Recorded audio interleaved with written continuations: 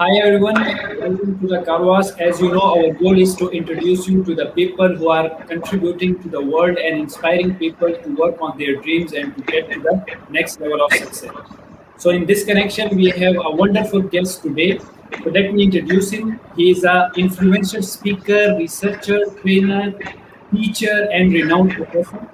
A man known for his hard working, competency, and dedication, moreover, the commitment.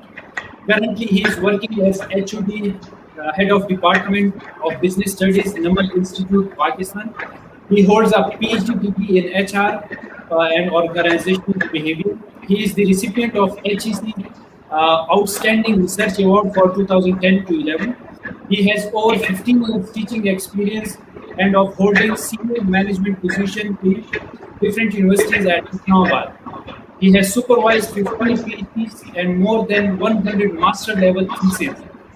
He is extensively published in the leading journals of the world, including International Journal of Human Resource Management, Applied Psychology and International Review, Journal of Interpersonal Violence, Journal of Career Development, and International Journal of Business Communication. Moreover, he is published in top interdisciplinary journals, including International Journal of Hospitality and International Journal of Project Management, among others. And he has 40 plus research publications with 1293 citations in 17 HMJs and 27,712 reads. So please help me in welcoming our guest, Professor Dr. Sajid Rafi. Welcome to the Karwas platform. It's a pleasure to have you with us, sir. Thank you very much, Dr. Haider. It's really a pleasure to be at this platform, and I was when I was invited, so I was very happy that this platform will give me an opportunity to talk with the scholars and researchers, not only in Pakistan but in many other countries as well. So that's why I was excited to be part of this forum, and I would again thank you. And you're really, I've seen different activities which you are performing at this platform, and the experts. I've heard their lecture. So I think this is a wonderful contribution by this platform, and it is really helping students. I've discussed it with some students as well, and even I recommended your link to them, and they say that you have always tried to bring very good researchers at this platform, and the lectures are really helping them. So I think this is a big contribution in a way, because for most of these scholars to find the real researchers who can guide them or maybe mentor them, it might be difficult to individually interact with them. But through these platforms, at least people, they get to know about those scholars, and also even after this lecture, even like in my case, if anyone of the participants, if they want to contact me or if they have any queries about their research or anything, so I'm available. I can always provide any type of guidance to them. Yeah, thank you very much, Dr. Sajid Bashir, for your kind words and appreciation. Again, we would thank you for your precious time and giving this opportunity to our students and viewers around the world to listen to you. And I'm so excited about today's session because the topic is so important, the role of theory-driven research model. A lot of students, they don't know the role of theory properly. So it will be great to listen to you today, as you are considered to be a guru in HR and OP. So it will be a great learning opportunity and great learning session for all of us. One thing I would like to mention is that since you have a huge statement, that since we announced a webinar with you, we are receiving a lot of messages, questions, appreciation that it was much awaited webinar with such a great speaker. So we are really grateful for your time. So that because we have been told that yes, you are so busy, your schedule is so busy, and we are very thankful to you that you took out your precious time so that our viewers and our students could learn from your experiences and from your knowledge. Thank you once again, Dr. Thank you very much, Dr. Saab. So now I'll start. A very important topic which today we are going to discuss, that is about the role of theory, or specifically how to use theory in developing research models. And this is something on which I have given webinars, lectures, even in my classes I've discussed it so many times, because this is an area where I feel that majority of scholars, they are confused, especially whenever I go to any university, like for any when there is a defense or any activity about thesis or dissertation, and when students, they are defending their proposal or final thesis, this is the area where they are sort of stuck.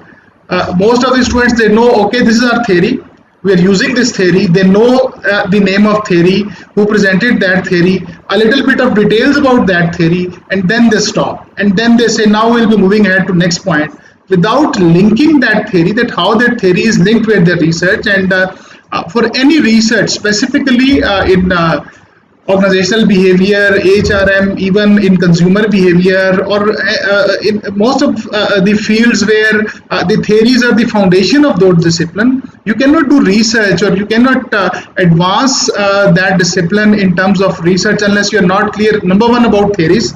You should be good in understanding theories, and then how to apply those theories. So I'll make or try to make an attempt in this limited time to give you just few hints or few tips through which you will be able to use theories in your research models, or at least if you can even understand or realize this thing, that why theory is important, and how actually you can use it. I think the purpose of this webinar and why this has been arranged, I think that can be completed. So I'll be sharing few slides as well with my discussion. So let me share my screen with you. Sure, please. So I hope this screen is visible now. Can you see the slides? Not yet, sir. Just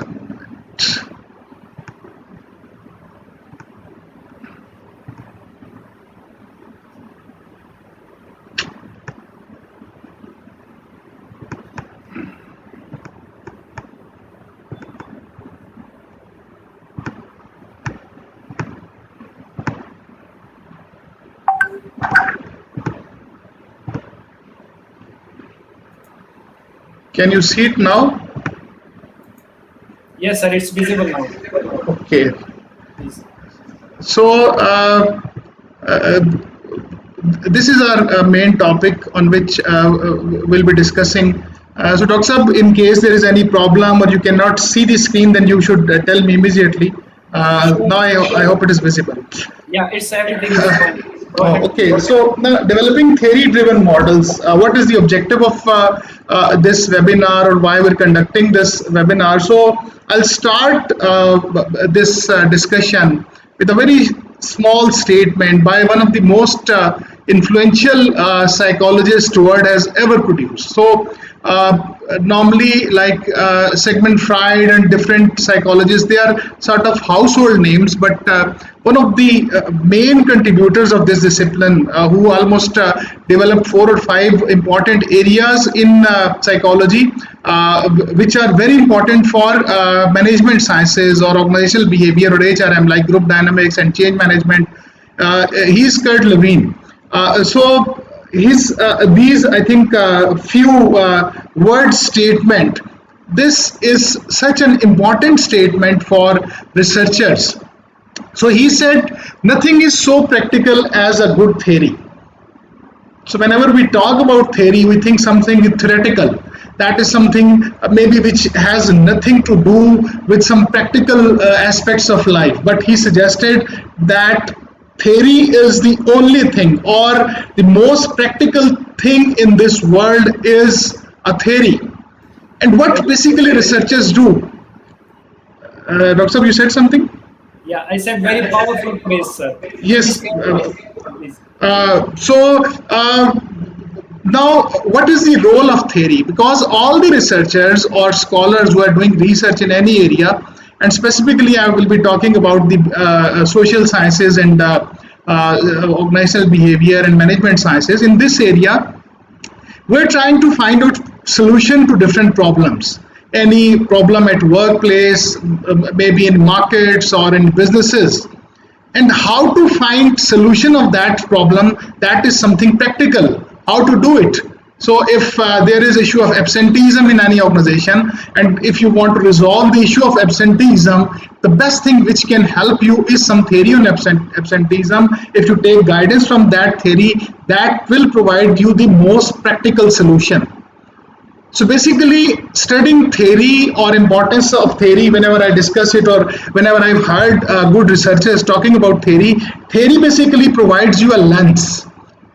So whenever you see any problem with the lens of a theory, it provides you a practical solution, most practical solution based on the wisdom, research, thousands of studies of different experts, and ultimately it might be a very small statement, 2 or 3 lines, but the wisdom in these 2 or 3 lines that can provide a solution to thousands or 100,000s of different problems. So one theory is powerful enough, one good theory is powerful enough to provide or help you in providing solution to 100,000 different problems.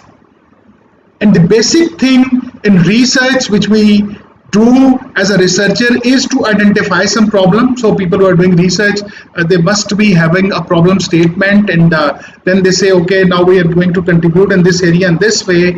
But the most easiest way, or the way which should be used, or the way which is recommended to be used by all the leading scholars of the world or researchers, is that whenever you identify a problem, whenever you are looking at any problem, try to look it with the lens of a theory, theoretical perspective. And when you will see that problem with the lens of theory, that theory will provide you the way forward how to find out its solution. So this is something which all the researchers, they need to understand. Because unless we don't understand the importance of theories, whatever solution we provide, that is something isolated solution, and most of those solutions won't work. Because while providing a solution to that problem, it is absenteeism, or it is counter work behavior, or bullying at workplace, or abusive supervision, or any good or negative thing, whatsoever is there you want to study. So you should start with theory. Now I'll explain why we need to study theories and what actually theory, how theory provides you a guidance. And then once you're clear about the importance of theories, then how this theory can be used in a research model, how this helps in developing your theoretical frameworks. And once you understand the importance of theory, then I hope in rest of your career, whenever you are doing research, you won't start any research or develop any theoretical framework. Even the word theoretical framework, the word theory is there. Still we don't understand the importance of theory. Why it is called a theoretical framework? It is a framework based on some theory, theoretical foundations. So once this thing is clear, then whenever students, they develop a theoretical framework or research model, they start with a theory. And these few lines, if these are clear to you, then I think for whenever you're doing research, you'll be using a theory. Now, what actually is theory? Firstly, I think we need to understand the statement, the word theory. So theories are conceptual devices that try to tell us about the world by representing it in a causal manner.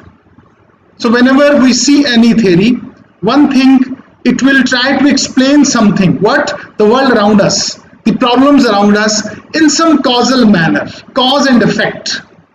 So this basically we can link it to the philosophical discussion or debates on theories, starting from maybe if we go back to Greeks. So main philosophy they presented at that time period, either this was Socrates or Aristotle or Plato, they were mainly talking about logic. And logic is about finding out the causal relationship, why it's happening, what are the outcomes and what is the link. So based on that logic, even in the modern time period, even in the Western philosophy, after 1500, 1600 years onward, if we see, all the theorists, they basically try to resolve the problems or provide a solution to different problems in a causal way, in a causal manner. So once you are clear about a relationship between two entities, two constructs or two variables, what is the cause and effect relationship, you can basically use that analogy in resolving 100,000, 100,000 or 1 million other problems which are of similar nature, which basically fit in within the framework of that cause and effect relationship.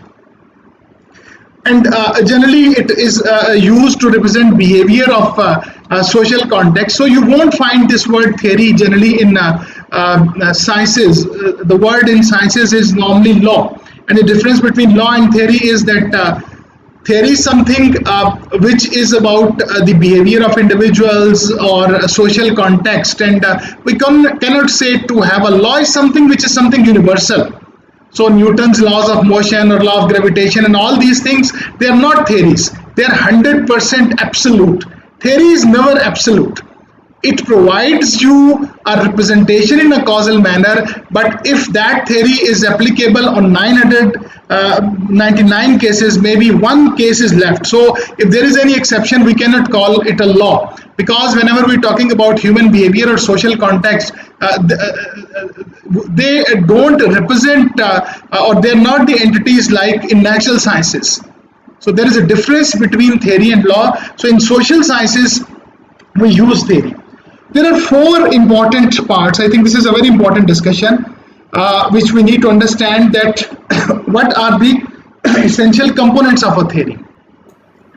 So according to Dublin, a theory must contain four essential. Yes, sir. Sir, slides are not moving. Slides, I'm moving them down, but you cannot see them. Yes, sir. Then there is a problem, maybe. Yes. Sir. Just a moment.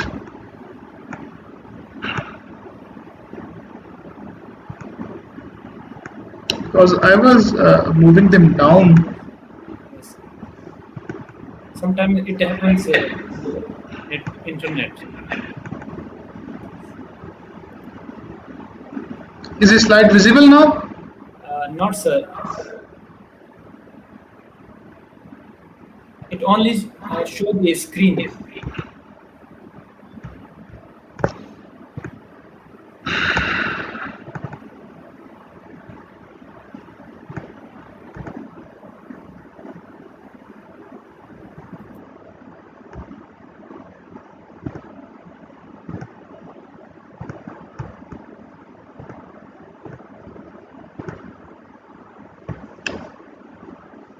Can you see it now, sir?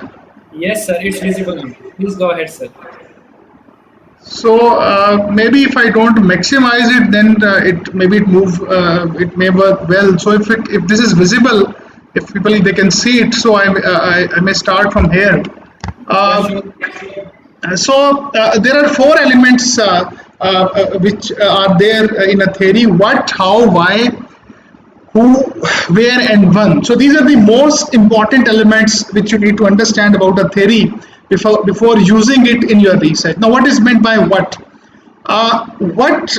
Theory answers a very important question: what factors, variables, construct, or concepts? So I hope maybe majority they don't understand these words, but at least variables you must have heard. Constructs and concepts are more abstract in nature, but still let's assume we're talking about variables. Logically should be considered as part of explanation of the social or individual phenomena of interest.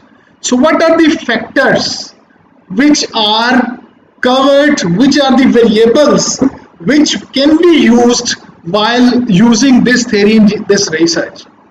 So not every variable or construct can be used in any theory. So if you're using social exchange theory, let's say, so you cannot use all the variables in social exchange theory. The theory specifically explains that it is about a social interaction between two individuals, two groups, or a follower and leader, or two friends. So what are the factors or variables or constructs which can be used in this theory? So whenever you're studying any theory, or whenever you're using any theory, you have to study that theory in detail and you must be clear that which are the factors which can be covered or used under this theory. Sometimes students, they make this mistake. They add such a variable in their research model on relationship which technically or theoretically that cannot be used in that particular relationship. Or the theory, it is specifically mentioned that these are the type of variables which can be used, and you are using irrelevant variable, then I think that is a fundamental mistake on part of the scholars. So what is the solution to this problem? That whenever you are studying any research model or developing any research model, and you plan to use a certain type of theory, you should start with the details of theory. You should discuss initially, you should read that theory in detail, and then maybe discuss it with your teachers or colleagues as well, or friends as well, who know about the theory, that whether I am going to add or use, let's say, a new variable in this theory, whether it can be used or not. So what factors can be studied? I'll come on this point again when I'll be discussing the theory. So I'll specifically tell what is the meaning of this term what, and then how. Having identified the factors, the researcher's next question is how they are related. So whenever we develop a theoretical framework, we use arrows and boxes. These arrows and boxes, they represent how they are linked. So you are using, let's say, transformational leadership and its effect on employee performance. So how transformational leadership is affecting employee performance, that is providing you answer of how. The first question was there, that what factors can be studied. So in this theory, let's say it is LMX theory, leader member exchange theory. So in this theory, you can use a type of leadership and the followers outcome. Then how they are linked. So basically leadership, it is affecting the employee outcome. Employee outcomes maybe are not affecting. In LMX, definitely employee outcomes also affect leaders. Let's assume that leadership is affecting employee outcome. So how they are affecting, the arrows, they provide you the answer. So the arrows can be in two direction as well. It is going on one side and coming back to the original variable as well, or it is unidirectional. From transformational leadership is affecting employee. So how it is affecting, you have to provide the answer when you are developing a theoretical framework. This is something which you need to do when you are developing an argument in your introduction section. And especially when you are writing hypothesis for that particular relationship, then you have to provide the answer of how with the help of theory. I'll explain this thing with examples as well, that whenever we develop a model and we have certain boxes and there one variable is moving towards another, how that relationship should be explained using a theory. The third thing which you need to answer is why. That why under psychological, economic or social dynamics that justify the selection of factors and propose causal relationship. The relationship, the rationale constrains the theory's assumptions. So whenever any theorist develops a theory, they provide you the assumptions of the theory. Certain things are very clear, that this theory is about these particular relationship. But the people who will be using this theory, they should also be clear about the assumptions of the theory.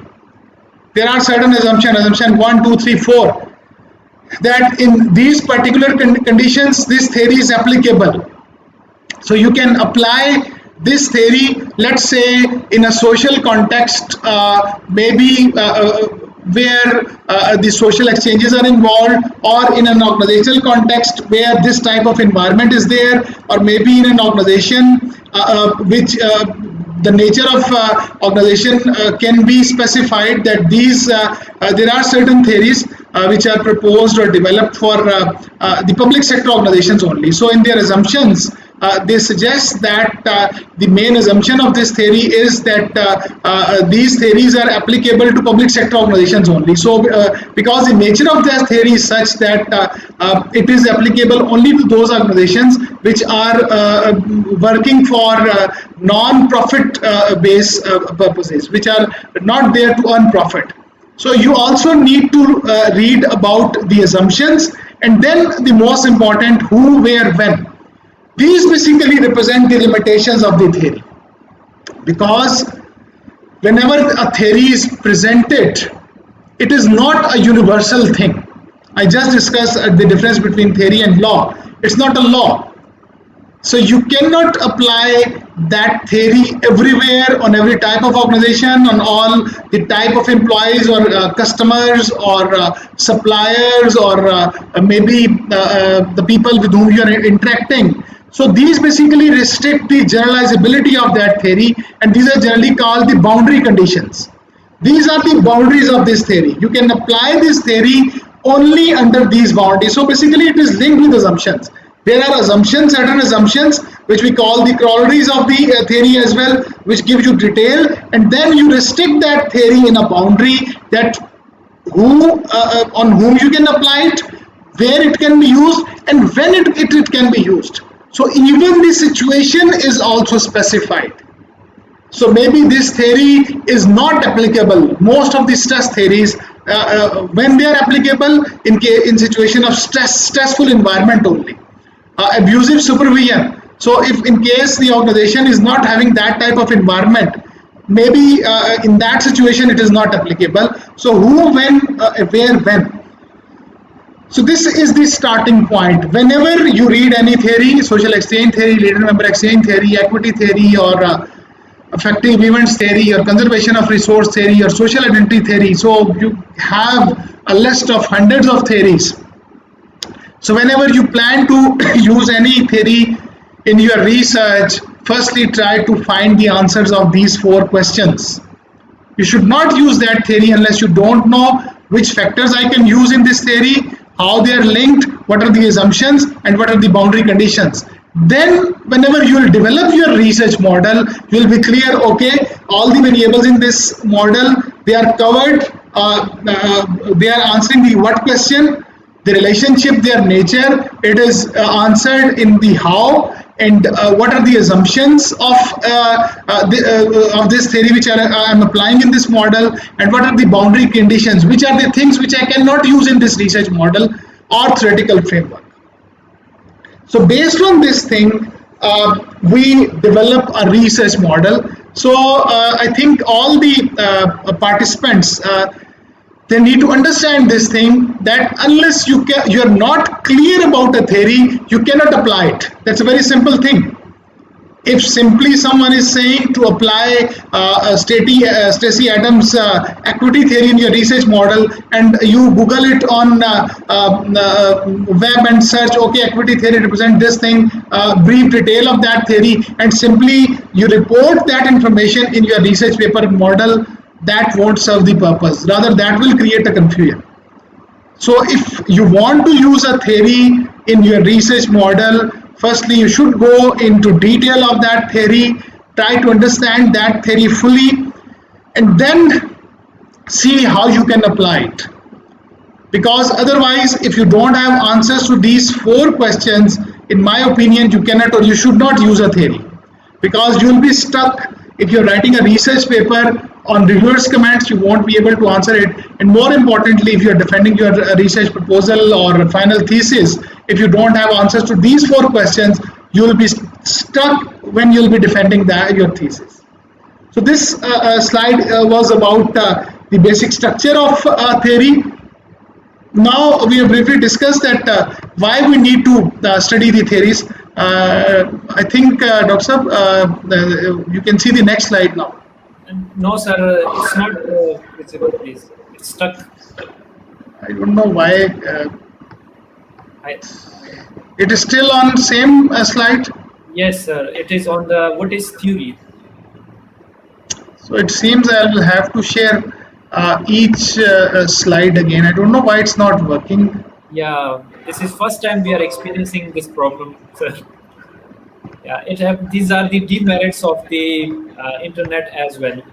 We have the advantage luxury of having you virtually, but there are some limitation to the softwares as well. But never mind. Since so I think I should straight away move to the first theory, which I'll be sharing, and discuss all other things verbally. Uh, because Carry on in the way you are doing it, because we are receiving a lot of comments. It's a so wonderful session, so worthy session. Please go in your own smooth way, please. okay. Yeah. Okay, then I think I should share all the slides so Yes, students please. they're Because clear. our viewers are taking very seriously that all slides, and very eagerly listening to you what you are saying, because I can see the comment that they are doing. It's a very informative session, because the things you are explaining is I could remember my own PhD class. So I think now you can see the slide theory is important. Yes, please. Yes, we Okay. can see. Go Now, ahead, please. why theory is important? Because this is a question which the students, when I'm teaching a research class, generally they ask that why we have to spend so much time in understanding the theories and the concepts and the relationships between theories. So this is something which is mandatory. Why? If you want to publish, the first requirement. So for any researcher, I think the main acknowledgement of his or her work is publication, and everybody wants to publish in good journals. So mission statement of all the leading journals require your paper to make a theoretical contribution. So I can give you the names of the top management journals. If you look at the current year's JCR, General Citation Report, impact factor wise. So number one journal is Academy of Management Annals. Then I think there is a Journal of Management or Annual Review of Organizational Psychology. Then there is Academy of Management Review, Academy of Management Journals, and then you move on from impact factor 11, 10, 9, 8, or maybe you see top 10, 20, 50 management, specifically management journals. So you will see that in most of the journals, basic objectives or mission statements, especially I think the top most journals, Academy of Management Journal or Academy of Management Review of or Journal of Organizational Behavior or Journal of Applied Psychology or whatsoever journal you name it, they require you to make a theoretical contribution, which means you have to add something new in existing theory. What is basically a theoretical contribution? There is so much debate on this area, a number of good articles available as well in the leading journals in which the good researchers, they have tried to explain what actually constitutes a theoretical contribution. So either you develop totally a new theory, like Victor Vroom developed expectancy theory way back in 1965. That was big theoretical contribution. He developed a new theory, but theories are not developed every day or every month or every year or maybe in a decade.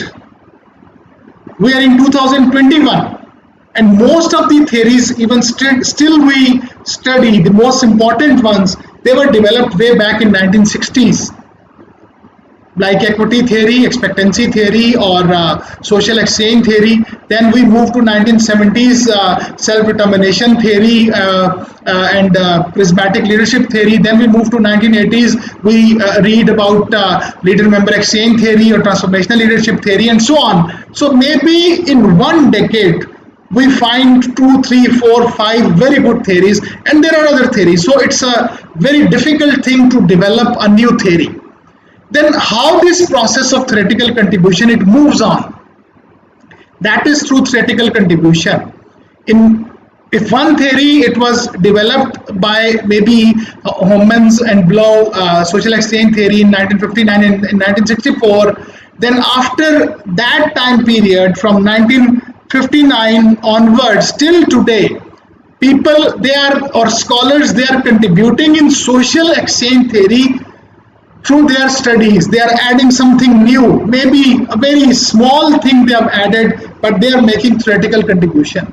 So the best theoretical contribution which we can do is to add something in existing theory.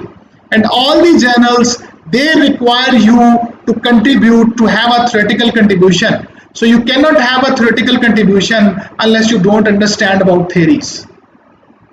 This is the leading reason of our manuscripts or papers rejection in top journals. One of the leading reason is in which if you have submitted a paper, in most of the cases when it is rejected by the editor, which we call desk rejection, and the objection is that your paper is not making a theoretical contribution or significant theoretical contribution. And even if that paper goes to review, like I've written, editors ask for theory, reviewers ask for theory, and if you are doing thesis, examiners also ask for theory. Specifically in your PhD, I don't think you can do a thesis without having a theoretical contribution. And we also use theories in our daily lives. Whenever we use word because, this thing is happening because basically we are having some theory. Maybe we don't formally know which theory we are using, but a generalized statement, whenever we are using theories. And because people are greedy, so they want to earn more, and so basically theories, they explain the phenomenon in a simple way. While we think that theory is making my research difficult, once you start using it, it will help you. It will help you in solving the problems which you are facing. So I think in whatsoever field you are, my field is organizational behavior and HRM. So all the students of organizational behavior, human resource management, social psychology, industrial psychology, they must be familiar with the leading theories of your field. You must have awareness that which theories are there. Although there are so many theories, you cannot even remember their names. But what are the key theories? You must know those theories, and the key problem areas which are being studied these days, specifically in last 5 years, which theories are generally used to support them. So generally this thing should be covered during the coursework of your master's degree or a PhD degree. In the coursework, theories, good theories must be taught, so students, they can use them in their research. But this is very important. If you want to publish, if you want to do good research, and even if you want to do thesis, you need to understand, number one, the theory, and then how to apply it in your research. So moving forward, if I share the next slide, because I'm looking at the time as well. I have some examples as well, which I need to explain, but this slide again is very important. I think I should share it as well. That is about the theoretical contribution, because unless we are not clear about this thing, that what actually is a theoretical contribution, it's very difficult to move ahead. And, so what actually is a theoretical contribution? I hope, Dr. Sab, this slide is visible. Yeah, it's visible, and carry on, please. So like the few words line by Kurt Lewin, this line by Poincare in 1983 is again very important to understand what actually is theoretical contribution. Science is facts, just as houses are made of stone. But a pile of stones is not a house, and a collection of facts is not necessarily a science. I think if you can understand these lines, or whenever the students have seen, they understand these lines, they start doing very good research. So just like a pile of stones is not a house, a pile of literature citations is not research. That we need to understand. Theory helps us to build a house, do a research in a logical manner. Like whenever anybody sees a research paper, it appears in a systematic way just when you see a house. So if you have a pile of stones and you say this is my house, nobody will believe. They say it is not a house, this is just a pile of stones. And without having any logic or theoretical background or theoretical underpinning or the answer of that thing, why, how, when, where, if you just assemble the citations from 1000 research papers and you say, this is my argument, that will appear to me, to any teacher or to any reviewer or editor, as a pile of stones.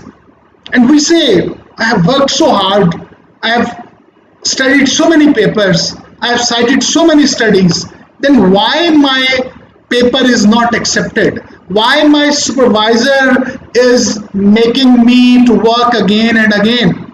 This is a common, I think, complaint by the scholars initially when they start research. And the feeling is that the supervisor maybe don't want me to complete the study. And what we say in Urdu के शायद तंग कर रहा है supervisor बगैर किसी वजह के, जानबूझ के जो है ना फिर कहता है फिर ये काम करो फिर ये काम करो. But the problem with your research is that whenever you submit that assignment, so you have written so much, and when supervisor looks at it, or when you submit it to any journal, the editor looks at it and he says, for him that is a pile of stones, for you it is a house. So it is the issue of perception, and the perception can only be changed if both of you look that issue with same lens, which I said, theoretical lens. So theoretical lens helps you whenever you look your citations with a theoretical lens, it will appear. Maybe with the naked eye, when you see those citations, they will appear to you as a very good research. Then you bring a lens, theoretical lens, and if you will see same work with a theoretical lens, you will see it is a pile of stones. This is the most important point for writing, I think, introduction of your study and then literature review. If you can understand this thing, literature review is not just reporting citation 1, 2, 3, 4, 5. So I have cited 100 papers. There is no logical relationship. One citation is not linked with the second one. The citations in one paragraph, they are not presented in such a way that they present something logical. They are not integrated well. So the only theory will provide you help that which thing should be placed here. As per theory, this thing should come after this thing, because theory is telling you that, let's say, transformational leadership is affecting organizational commitment and it is affecting job performance. So I should place all these citations of transformational leadership with organizational commitment first. I should explain that how transformational leadership is affecting organizational commitment, and then how organizational commitment is affecting performance. And if I provide this relationship, I can safely develop an argument that organizational commitment is mediating the relationship between variable A and C. Otherwise, whatsoever you write, if you don't have a theoretical lens, you can never explain the sequence of the citations. You can never tell where to place. It is like a jigsaw puzzle. So you have to place the citation just like in a puzzle on the right place. Otherwise, what will happen? That there will be a tree, and on the top of the tree there will be moon, and where you have to place the moon, there will be maybe a stone. So just like a child who don't understand these delicacies, who is let's say completing a jigsaw puzzle, he tries to fill the puzzle with any shape which fits in at any place. So जहाँ पे उसे वो चीज fit होती हुई नजर आती है, that child tries to fit that thing in that puzzle. Is not clear that this is not the right place. It should be placed at this position. So majority of students who do research or to start research, just like that child, they try to place these citations on a place where they should not be there. Supposedly it should be at some other place. And when someone is reading, no flow is developed, no logical sequence is developed, because logical sequence can only be learned when you are clear about theory. Once you are clear about theory, theory tells you logical sequence. I'll discuss affective events theory. So affective event theory tells that there is a certain workplace environment. Workplace environment will lead to workplace events. It will lead to emotions, triggering of emotions, and emotions will lead to attitude and behavior. So now I know if I'm using effective event theory, how I have to develop my argument, how I have to move ahead, which thing should be stated first, and then how I have to move ahead. So this is the objective of today's webinar, the most important objective. How to use a theory while developing your research model. You have to ensure this thing, you have to learn this thing, you have to learn this art, that your paper, it should not appear as a pile of citations. Until you cannot do it, you can never publish in good journals. Until you cannot do it, you cannot be a good researcher. This is the art which you have to learn by all means. And unfortunately, I have seen that in most of the universities, when research is taught, it is more about the selection of research model. Okay, place this variable here, this is mediating, this is moderating, this is the outcome. And then the whole discussion goes, okay, I'll be collecting data from so many people, and the rest of the semester is spent on analysis. Mediation, moderation, correlation, beta, R square is high and beta is significant and correlation is significant, and we're concerned about these significant values on these sterics or all these things, but we don't consider what is in the beginning. So whatsoever analysis you do, you collect data from 1000 respondents. If the foundation is weak, the editor of the journal or reviewers, they don't see the analysis. They will start from the first chapter. The sequence is introduction, literature review, methodology, and analysis. So the most important thing will come first.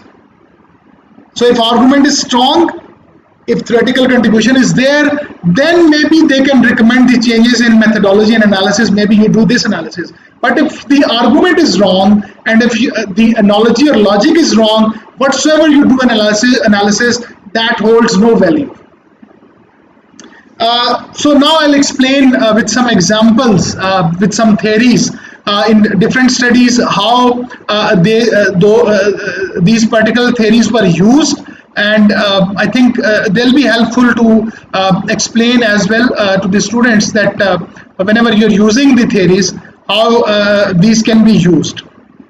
So I have given these lectures in different workshops and in my classes as well, in research classes as well, to PhD students. So normally I cover this topic of theory and theoretical contribution in at least 4 to 5 lectures of 3 hours.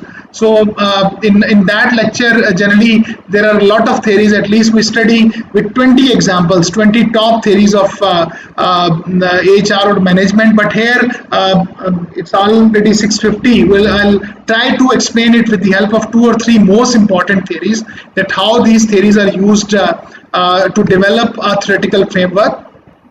So let me share the slides again.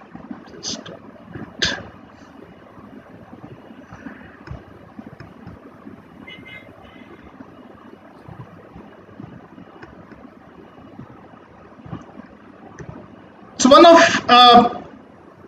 popular, Dr. I think you can see the slide. Yes, sir, it's visible. Please carry on. A very important theory, and with lots of applications, maybe thousands of different applications in different fields, not only in HRM, maybe in psychology, in social psychology, in consumer behavior, in organizational behavior, is conservation of resource theory. So I'll briefly explain the things which I discussed, the 4 important components of this theory: what, how, where, when, why, all these things. This theory is about stress, and stress at workplace, I think, is, if we list the most important elements, maybe in daily life and specifically in organizations. So this is the most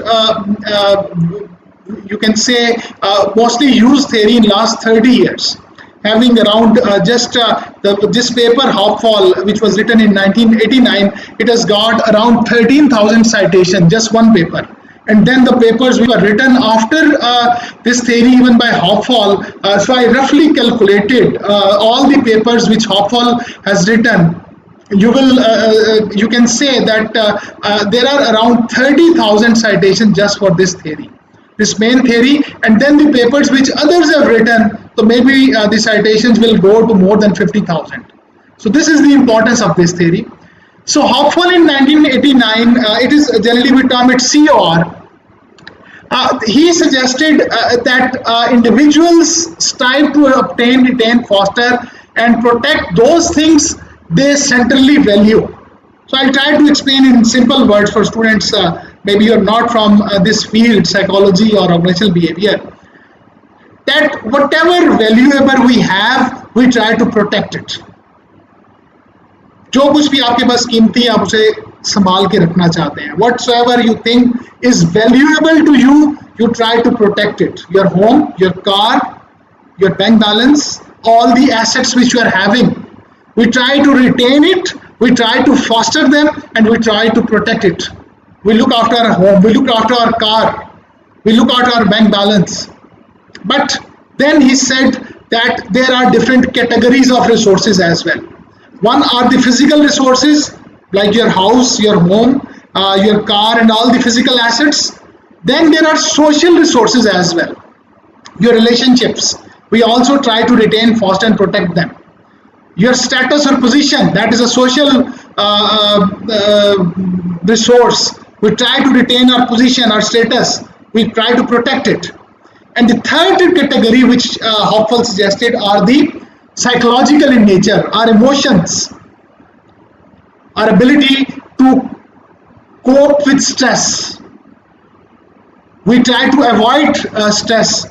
Why? Because we try to retain happiness, calmness, a relaxed life. That is an asset. We try to retain it, we try to protect it. And stress is something which acts as an intruder, and it tries to take away our happiness. So that's why whenever there is a threat of stress, we become alert and we try to protect our safety, our happiness. So we try to protect all the resources which we have, but there are certain principles which this theory suggested. Now these are, we can say, the assumptions which are related to this theory. Primacy of loss principle, resource loss is disproportionately more salient than resource gain. Losses hurt more. This was also said by Kahneman, who was awarded the 2002 Nobel Prize in Economics, but he presented his theory in psychology. Interesting thing, he was a psychologist, but his theory affected the economics so much that he was awarded Nobel Prize in Economics on his prospects theory. So even in prospect theory, Kahneman way back in 1979, 10 years earlier, before the Hopful's conservation of resources theory, he said that losses hurt more than gains feel good. Losses hurt more. So first principle is that whenever we are in a situation, we are gaining something or we're losing something, we'll try to protect something which we are losing. Because if you gain more, and if there is 50% you have gained and 50% you have lost something, the loss will hurt you more. Second thing is resource investment is a principle. People must invest in resources. So whatsoever resources you have, you must invest them, then you can increase them. So if you have got one house, you have to invest to increase your this resource. If you have relationships with people, you have to invest in those relationships. Similarly, if you are happy, you have to invest in all those activities which can keep you happy. So you have to invest in these resources so you can take benefit of these resources in your life. Third principle is gain paradox. Resources gain increases in salience in the context of resource loss. That is when resources loss circumstances are high, resources gain become more important, they gain value. Now this is again a very technical point. I'll briefly explain again because of time constraint. When it is confirmed that in the context of resource gain, when you are sure that there will be a loss, I'm in a loss situation. So I think in Urdu we can explain it with a quotation, "Dubte ko timke ka sahara." So when you are drowning, even a small thing can be of much valuable for you. So when you are in a loss situation or total loss situation, even a small gain will be valuable to you. It's a very important thing. So while explaining these theories or even the prospects theory, let's take example of time. So we are sitting here and we'll be discussing about these concepts for 90 minutes. So we think 90 minutes is a very small time, and it will pass on, and it's a very just 90 minutes सिर्फ 90 minute की बात है. But for some people, and if again I would relate it with a verse of the Holy Quran as well, that when a person is dying at that time period, that person begs to Allah to just give me a moment, a more moment, so I can do these things now. So a dying person is in a total loss situation. He's going, and in that situation, a second, a minute, 90 minutes maybe for him is more valuable than we value here. So if a person is dying and is told that you are getting 90 extra minutes, imagine those 90 minutes are so much valuable for that person. Those 90 seconds can be so valuable. The person might say in that time period, maybe I get a chance for repentance and मैं तोबा कर लूँ शायद इस time period में. उसके लिए कितना important है. And for us, maybe 90 minutes or a month or 2 months, we say 1 month is passing, 2 months are passing. So in loss situation, our perspective about gain, it changes. And fourth principle is desperation principle. When people resources are outstretched or exhausted, they enter a defensive mode or preserve the self, which is often defensive aggressive. Yes, when you all the things which you have are lost, or you are in a loss situation, you become defensive or aggressive. So if a person is in a stressful situation and stress is so much that that person is unable to cope with that stress, generally we see aggression in that person. It's a very important issue in psychology. The aggressive behavior generally is a reaction of something. So I'll end this slide here because this is such an important or amazing theory. We can discuss it for classes, but this is the main theory.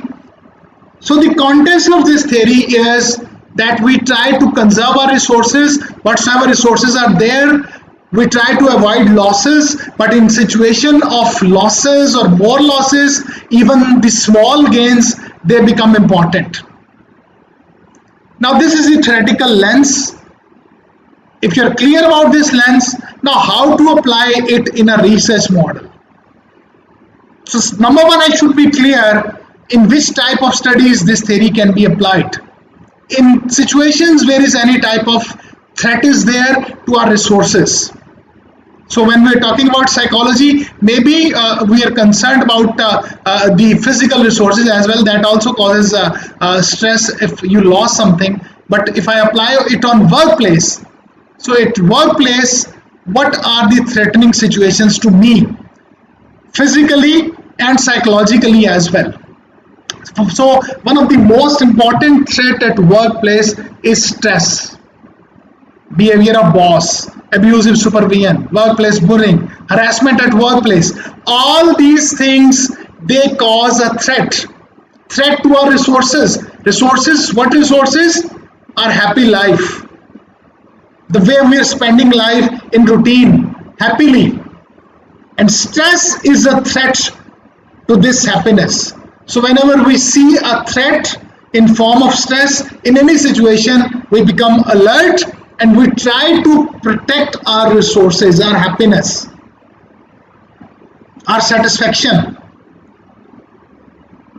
And if the stress attacks on our psychological resources, we respond in different ways. Firstly, we try to protect our resources, and if we are unable to protect, then we have to react, maybe in form of some violence or aggression. So all these things are basically a reaction to some external threat, which is affecting our resources. So in all these situations where is some external thing is affecting our resources and we react, we can use conservation of resource theory.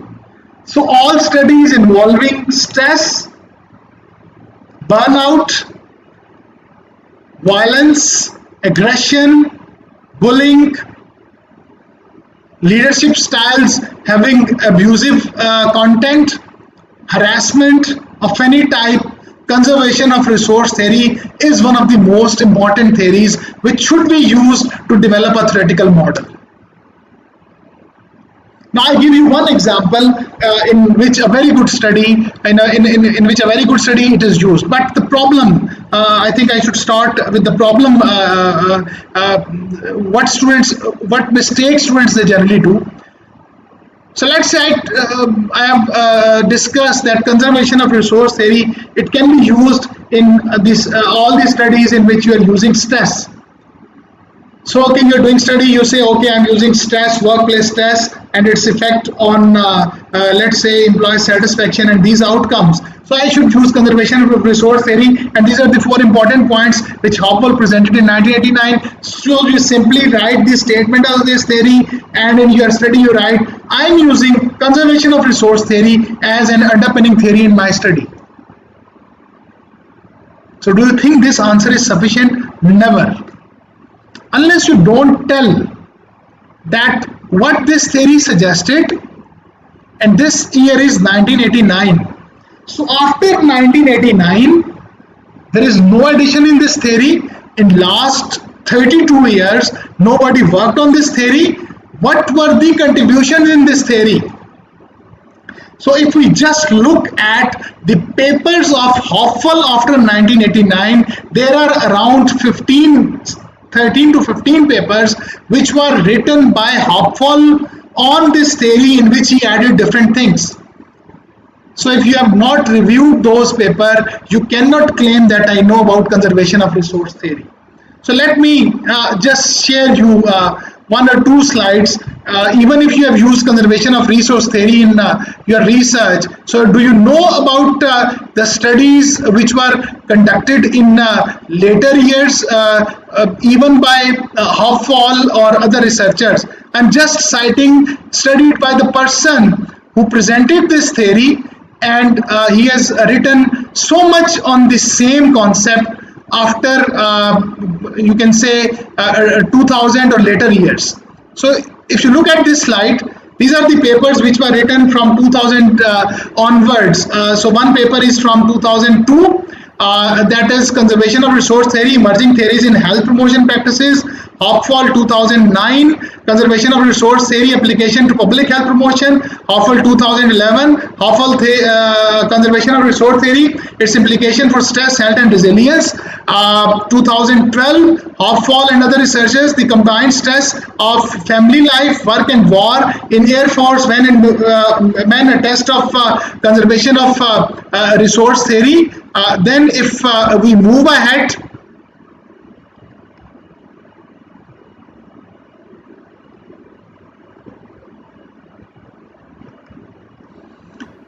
Hopewell 2004, commitment, psychological well-being, job performance, conservation of resource theory. Hopewell 2004, again organizational stress to the lens of conservation of resources. Hopewell 2010, conservation of resource theory and research in health system.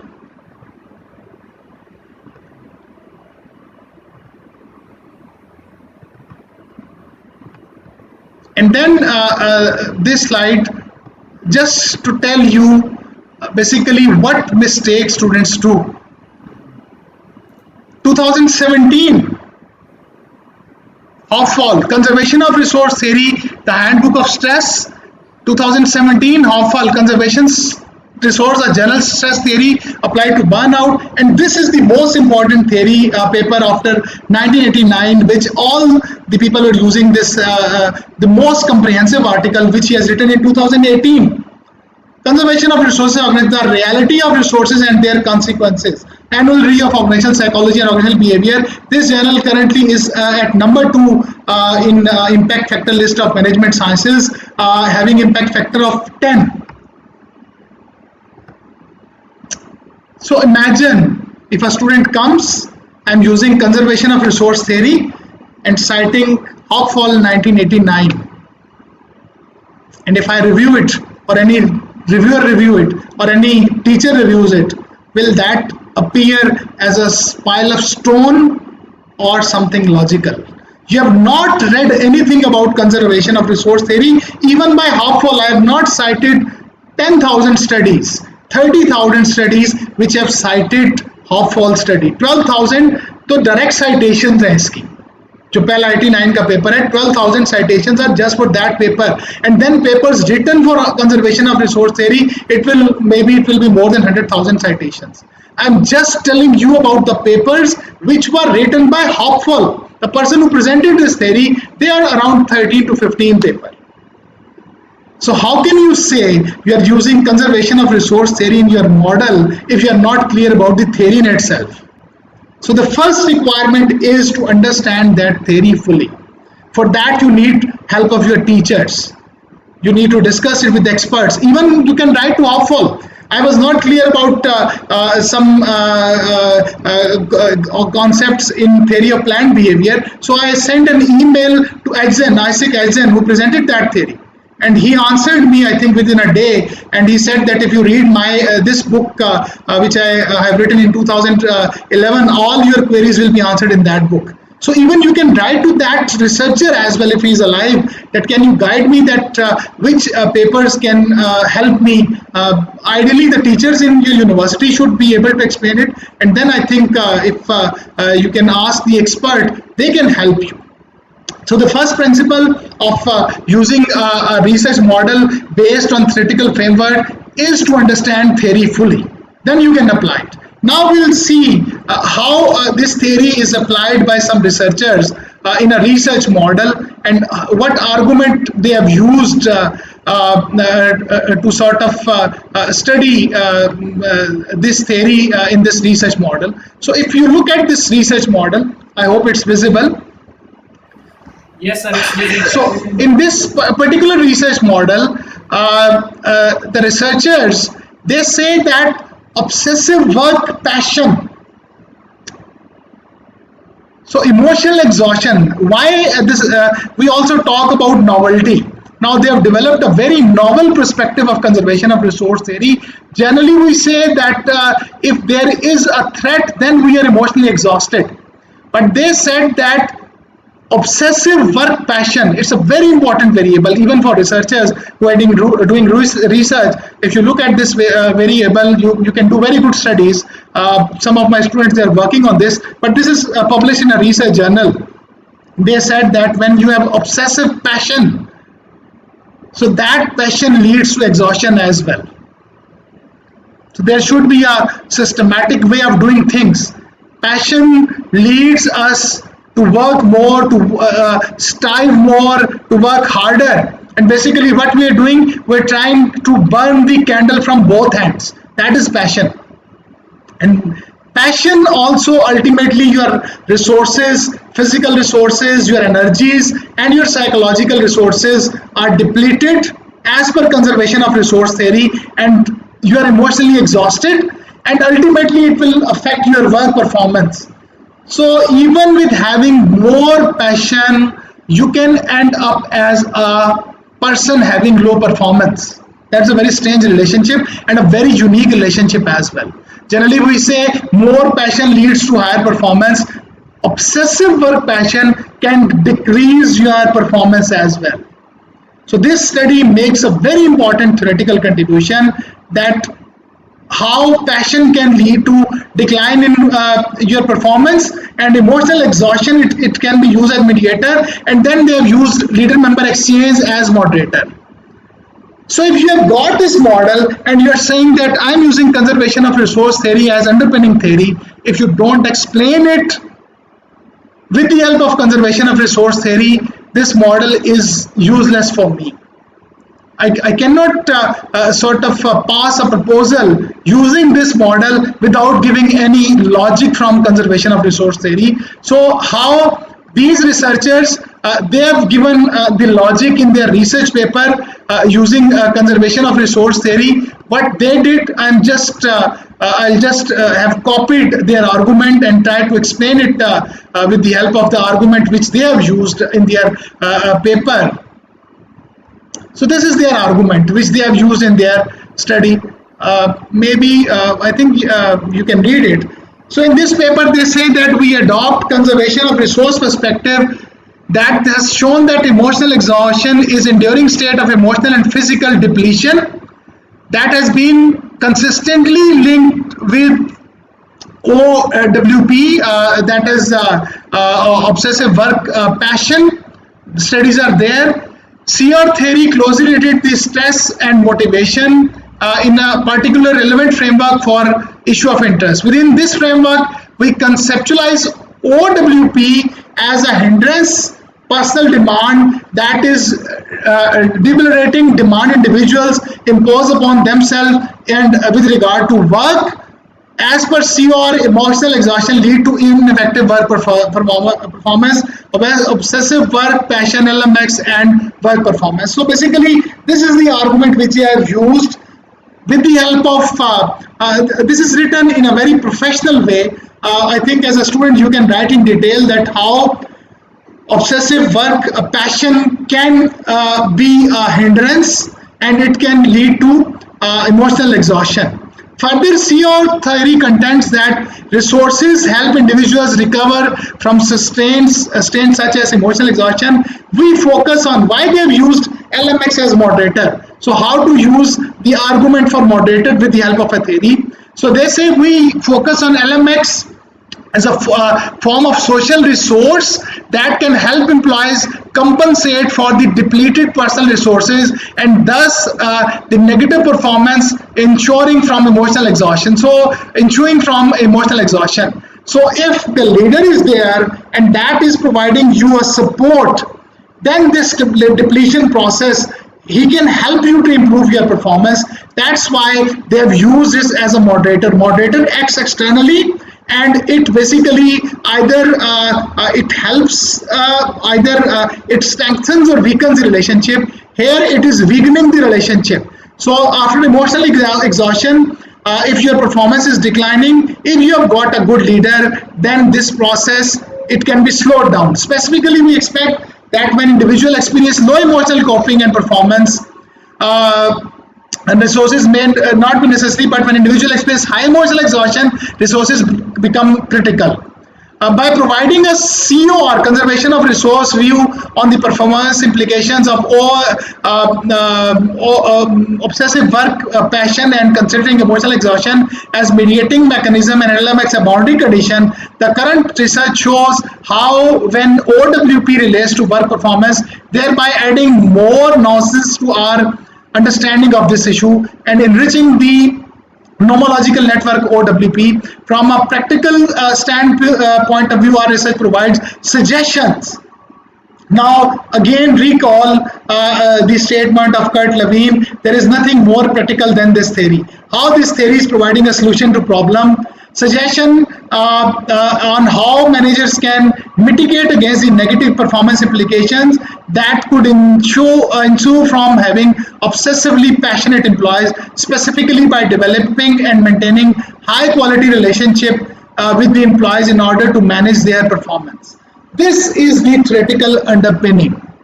All the participants need to understand that a theoretical framework or a research model is incomplete until you don't support it with such lines, until you don't use the theory to support your research model.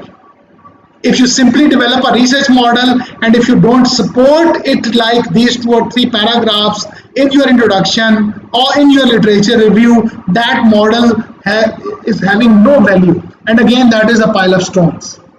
These lines basically tell you that it is a house, it is a research model, and it is fully supported by these studies.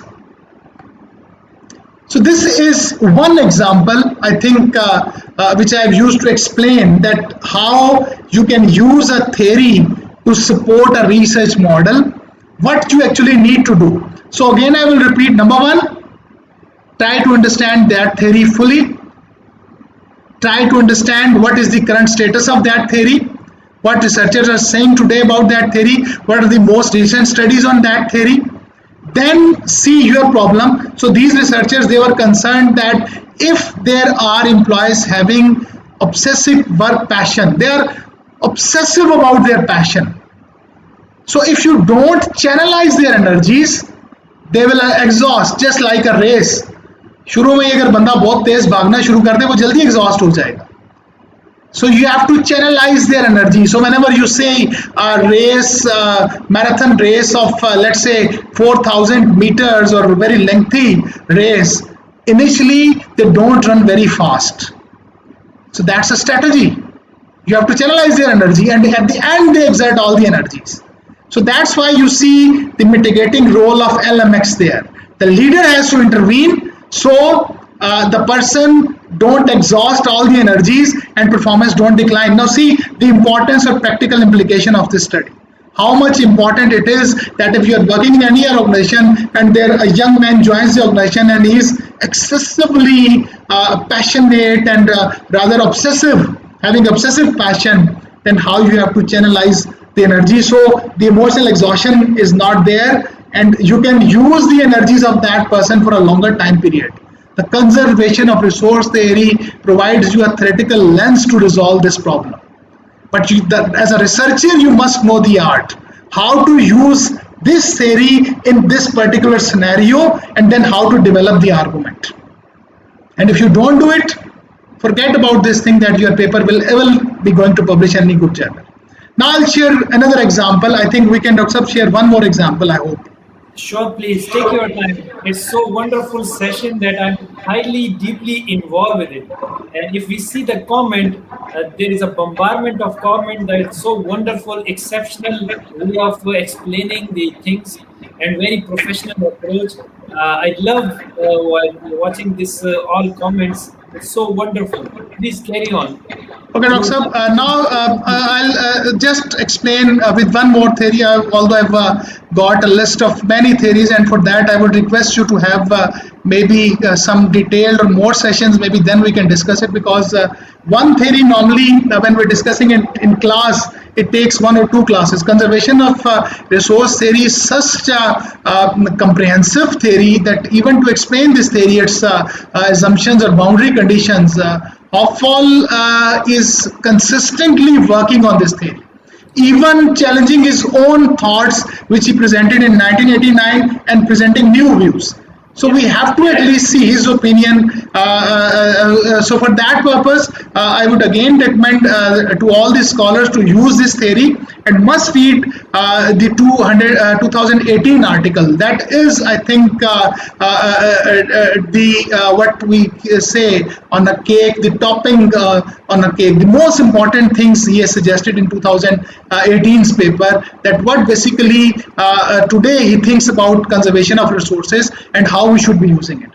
So the other theory, again a very important theory, is effective event theory. It was presented way back in 1996, and just like conservation of resource theory, the importance of this theory is that for a long time period, maybe up to 1970s, generally the experts in organizational behavior, specifically not in psychology, the OB or HR expert, they were of the view that emotions should not be discussed at workplace, or emotions should not be part of OB literature, even up till 1960s.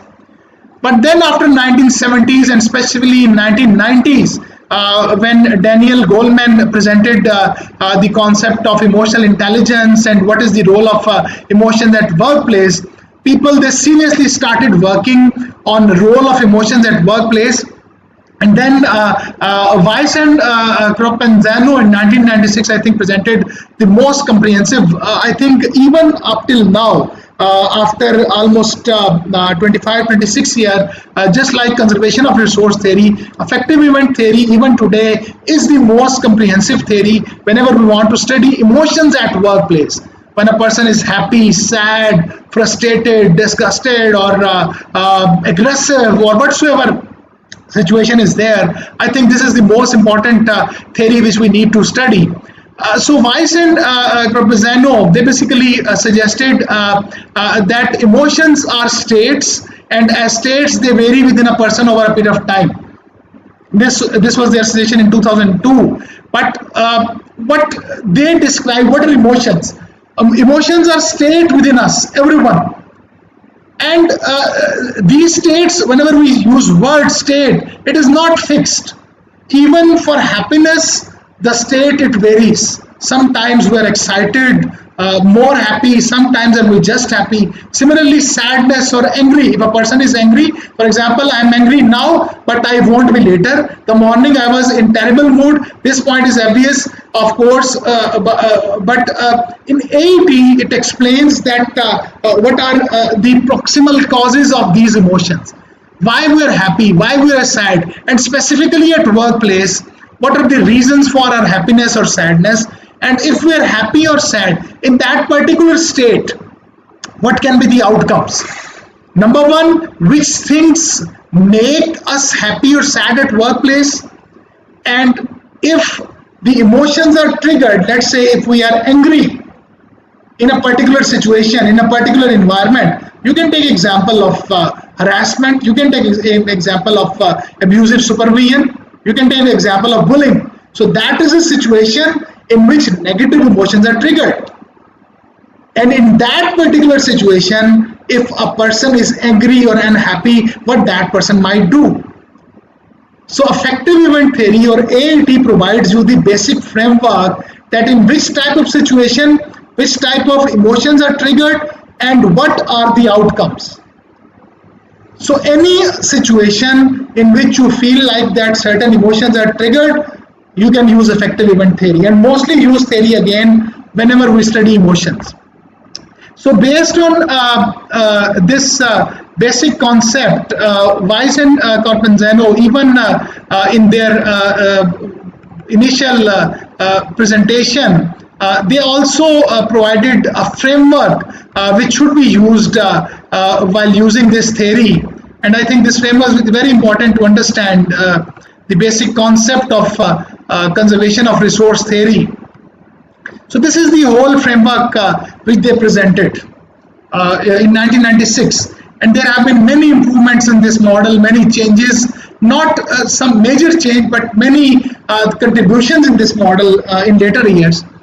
So what they suggested that work environment, characteristics of job demands, emotional labor requirement, whatever environment is there, a good environment, environment which is characterized by cooperation, team spirit, helping behaviors, it will lead to a certain work event.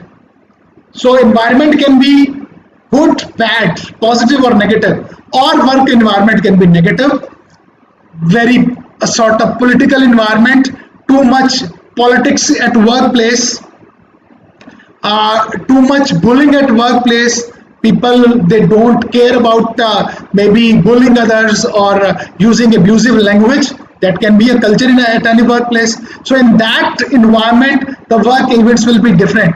So if there is a positive environment or good environment, there will be daily uplifts. Whenever you are at workplace, there will be uplift. You will feel encouraged. And you can also relate this theory with conservation of resource theory as well. If you are happy, your resources will be enhanced. If you are sad, maybe they will be depleted. And in case the environment is not good, let's take example of abusive environment or workplace bullying or harassment at workplace. There will be hassles at workplace, negative events. There will be more conflicts. There will be more arguments between the workers or maybe management and staff. For example, a natural event of negative environment is conflict.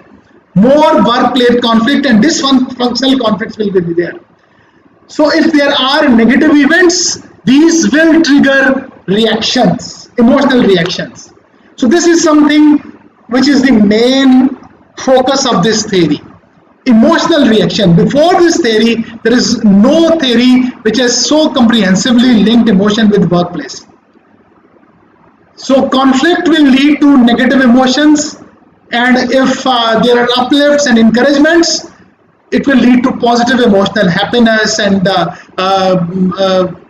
excitement and all these things. And then we suggest that this is sort of mitigated or affected by a relationship with the individual's personality. So you can see a Big Five model. In Big Five model, there is a personality attribute which we call neuroticism. So in case there is a negative workplace event, conflict is there, a person who is neurotic, this process is further sort of intensified, and the emotional reaction will be more severe or more intense. But if a person is emotionally stable, then maybe that is mitigated and emotional reaction is not that strong, and that reaction will lead to job satisfaction. Is basically used to describe attitude and performance at workplace. Now I want to study this model. I want to use effective event theory in my research, how to use it. Number one, the suggestion which I gave you, 1996 and 2021. It's almost 26 years. So firstly, you need to study about effective events theory in detail. What are the additions over a period of time after 1996? What is the current state of this theory? What researchers are saying currently about this theory? Then your problem. So maybe a very important area or topic which is being studied throughout the world, very common phenomenon in Pakistan, maybe the issue of workplace harassment. We want to study harassment at workplace. And this is a topic, I don't know people why they're reluctant to work on it. Some people, they have worked, and I think people, they have spoken, they have given interviews or filled the questionnaires about this issue, that which type of issues the employees in Pakistan, they face it, and what type of things are there, or what are the outcomes. So maybe, or workplace bullying, again a very important variable. We published on workplace bullying and its effect specifically on a sector, and it was published in, I think, the leading journals of the world, and that is Journal of Interpersonal Violence in 2019, that how workplace bullying, it is affecting different outcomes, and we used effective event theory in that model. So at environment, you place that particular environment. Let's say workplace harassment. Harassment is your first variable in your research model. Then you have to follow the theory for next variable. That is what citation I gave you. It should not appear as a pile of stones. What comes after the environment? It suggests event. So if you're using effective event theory, there must be some event. So harassment is causing conflict at workplace. That is an event. The first variable, the second variable. Now it will trigger some emotional reaction. You need support of this theory and citations, but I'm just giving you one example. So now if I'm using this theory, there should be emotional reaction. So this is triggering maybe negative affectivity is emotion, or workplace anger, or workplace frustration maybe, that you are using here. So if you use this theory, you are using variable. Now my model is that in place of environment, I have got harassment at workplace. At work event, I have got conflict. At emotional reaction, I have got workplace frustration. And then at moderator, I need some personality attribute. So again, you can use locus of control, you can use neuroticism, you can use self-monitoring. That will depend on your argument and what you want to study. But you have to use a moderator here, and what outcomes you want to study. They have used job satisfaction and attitude. You can use cynicism, you can use commitment, you can use involvement. Similarly, performance, you can use any performance is representing behavior, any type of behavior. It can be counterwork behavior, it can be OCB. So if I look now at my model, all the things which Weiss and Torpenzano suggested, I have placed my variables with the help of argument from this theory, with the help of citation from this theory, and now when I am presenting my model, when the model which I am presenting, it is not saying work environment, it is suggesting the model which is there, it is showing harassment, conflict, frustration, cynicism, counterwork behavior, and locus of control. But when I present this model, I will say I have used underpinning theory of effective event theory, and the first relationship it explained by this theory with the help of these citations, the second, the moderator, the mediator, the outcomes. When you have got the argument for all the relationship, then it will be called your theoretical framework. Just placing the variables abruptly, this is my independent moderator mediator, and that does not follow a logic given by a theory, that will appear to me as a pile of stone. This is the most important thing which all the researchers need to understand. Editor will straight away reject your paper. Maybe he won't say harsh words, but the supervisors are there to say or use these words. They must tell you, you're wrong, you're using a wrong theory, you're using a wrong model, you're using a wrong variable. For example, in the same theory where I have placed emotional reaction, if someone places here personality as mediator and say that I have used effective event theory, how it can be used? We are going against the basic assumptions of effective event theory. They suggest that personality can be used as moderator. Even in normal studies, we cannot use personality as mediator, but there are certain scholars, big scholars, they say, because in effective event theory, nobody has ever used personality as mediator, so I am using personality as mediator. This is my contribution. That is not a contribution. That is a blunder. That is a pile of stone which you are presenting. So if you present it to editor, he will reject your paper. If you present it in your thesis, the proposal will be rejected, and you will say, I have done so much work, I have read so many articles, I have linked all these variables. Why you are not accepting it? Because it is going against the fundamental theory of psychology. Either you challenge it. So if you say that I am contributing in physics, that if I throw a ball towards a wall, it won't come back, it will stay there. This is something novel which I have presented.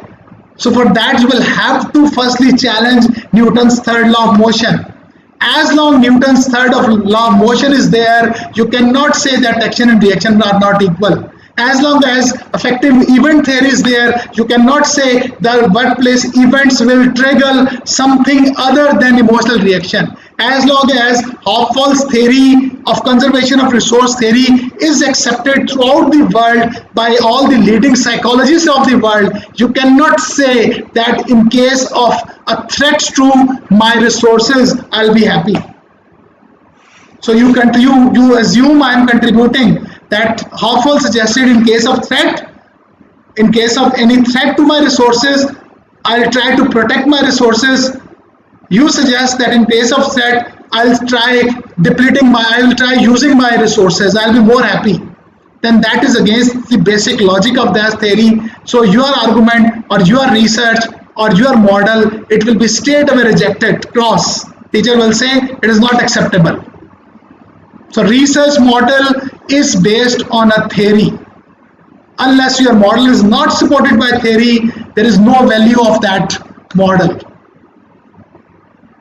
So Dr. Saab, this was, I think, all I can discuss in this limited time period about just with two examples. And you can imagine that if a class is studying with 20 examples, how much clarity they must be having. And that's why once I finish this lecture in my research methods or quantitative, even in quantitative techniques, I teach these things to PhD students as well, because once they are clear about this thing, they start from the fundamental, वो मकान की बुनियाद फिर ठीक जगह से रखते हैं. So वो अगर if you build a wall and its foundation is not rightly placed, you take it up till sky, it will not be a straight wall. It will be having, or rather when you move up, that small deflection or just shift of 1 or 2 degrees centigrade, maybe after 10 meters it will be a deflection of 15 degrees, and maybe after 30 meters it will be a deflection of 45 meters. So as long as you move ahead, the basic mistake in theory, it will create such a big shift in your research model, in your literature review, in methodology, and even in analysis. All the things are linked with basic foundation. So researchers, they need to understand the fundamental of the foundation, from where to place a right foundation. That is on a theory, and before that, if I correctly say, you must be clear about philosophy as well. What is the basic philosophy? Because theories are developed on philosophies. So what is the philosophy, especially for PhD student? We very proudly say, I am a PhD, Doctor of Philosophy. And someone asks, what is philosophy? We generally don't understand what is, and philosophy of each discipline is different.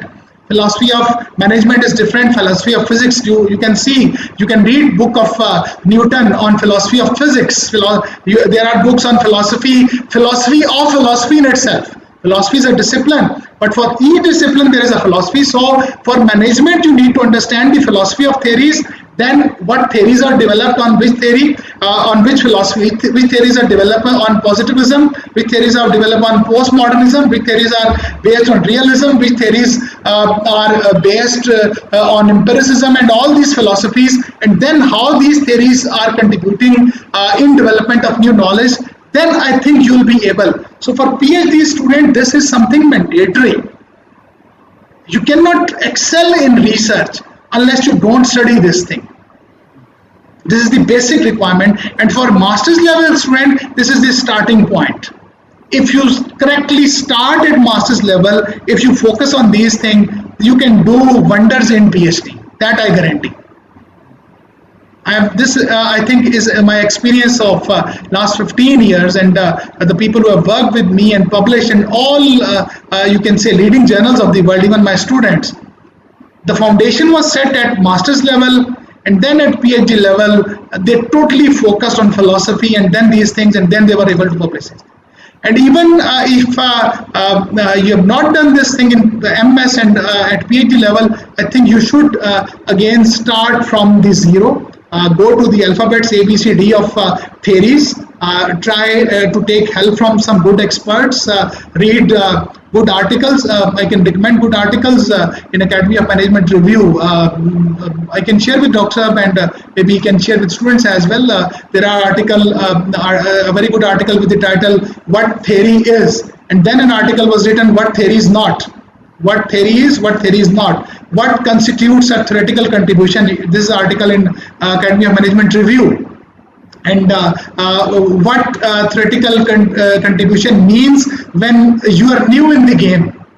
That again is an article in Academy of Management Review. When you are new in the game, but you are new researcher, or what the editors. Then there was a series of articles in 2011 or 12 published in Academy of Management Journal. 7 articles they published about different components of a research paper: introduction, literature review, methodology, analysis, and all these things. And I think that is also a must read for all the researchers. And there is a very important component which is that article titled "Setting the Hook." How you set the hook to catch the attention of the reader or researcher. So how you set that hook, that is about this theory and theoretical contribution. So with that, Dr. I must conclude. I think I will already take in 10 or 15 minutes more for your final words on this thing. Thank you very much. It was very well explained, presented, articulated. I'm beyond. Uh, I don't find the words. I'm speechless. You are, Dr. Saab, exceptional. You are simply awesome. The way you explain it, I could see that the audience was so highly engaged that there is bombardment of questions and there are a lot of comments that so wonderful session, so great and exceptional one. And I would say that, Dr. Saab, you are just like an ocean of knowledge. The Sir, thank way you very you much. the way you explained it, articulated the practical examples you related, my all students, I could see that they say that it's so worthy session. It was so worthy session, and I could proudly say that it's one of my best session with you, Sir, I Dr. am humbled. Thank you very much. Thank you Thank very you much. so much. And I could see the request from the students and around the world that please arrange more sessions with Dr. Sajid Bashir because it was phenomenal session. And Dr. Now I can see that I'm your fan because I Sir, learn sir. a lot from you. It's so It's a pleasure, wonderful. sir, and inshallah in future, whenever you want to arrange any session, if I have time, I'll be happy to contribute because many of my students who are attending right now, they know that I conduct many webinars at my own, at different forums, and at any university. If someone on the same topic, last month I conducted a session at Rifa University as well. So I am available whenever you feel like there is any topic on which I can contribute. I'll be more than happy to work on this forum. And Bahria University definitely is very close to me and my heart as well because of the people like you and very good friends and students of mine teaching there as well. So anytime I'm available for any type of session, inshallah. It will be honored and a pleasure to have you on the board because, and I would like to thank Dr. Sana as well for recommending and for arranging the session with you.